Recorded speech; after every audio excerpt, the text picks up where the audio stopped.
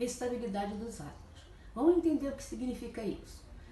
Na natureza, os átomos dos elementos químicos não se encontram isolados. Pelo contrário, eles se ligam uns aos outros, com exceção dos gases nobres, que, como você já sabe, são chamados gases que têm na sua última camada, que se chama camada de valência, eles são estáveis, ou seja, tem 8 elétrons na sua última camada, com exceção do gás hélio, que tem 2 elétrons. Portanto, o gás hélio na camada K, como é a regra, tem 2 elétrons na sua última camada. Os outros, sempre que fizer a distribuição dos seus elétrons, nós vamos ver que todos eles ficam com 8 elétrons na última camada, tornando-se átomos estáveis, estabilizados. E com isso, os outros elementos químicos se juntam uns aos outros, se ligam uns aos outros para ficarem com a sua última camada de acordo com a camada dos gases nobres, que se chama camada de valência. Vamos ver o primeiro exemplo aqui de ligação. A ligação entre os átomos, que se chama a primeira aqui, ligação iônica ou eletrovalente. A palavra valente vem de valência. Valência é a última camada, no caso dos gases nobres, que já estão estáveis. Naturalmente já são estáveis. Temos a ligação iônica. Nessa ligação iônica nós temos um sódio que tem número atômico 11, o cloro que tem número atômico 17. Então, fazendo a configuração do sódio, nós temos 2 na primeira, 8 na segunda e 1 na terceira, ficando com 11 elétrons. O cloro, 2 na primeira, 8 na segunda e 7 na terceira.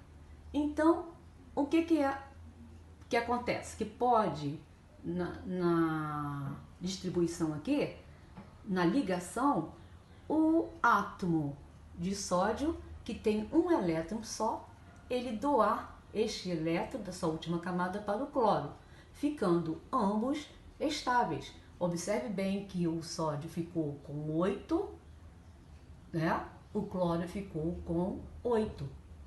Nisso, a gente vê que os dois transformam-se em íons.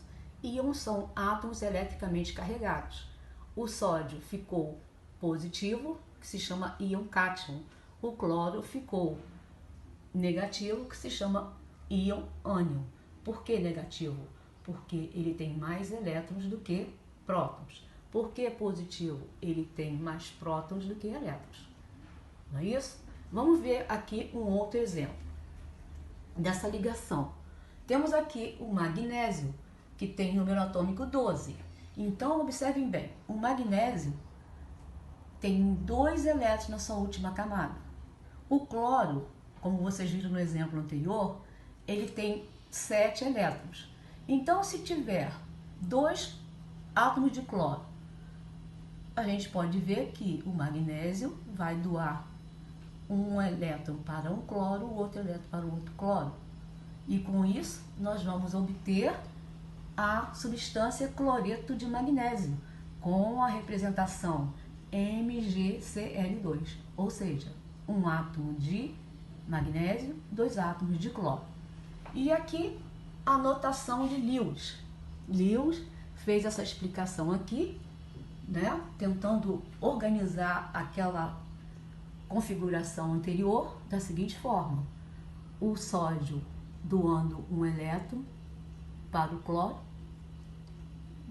Olha, o cloro fica com 8 também, e com isso nós vamos ver aqui, dentro do colchete, o sódio positivo, o cloro negativo.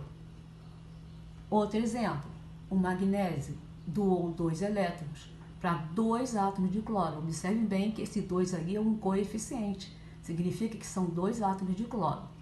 E aqui, o magnésio dentro do colchete com 2 positivo, porque ele doou 2 elétrons, e ele ficou positivo, cátion.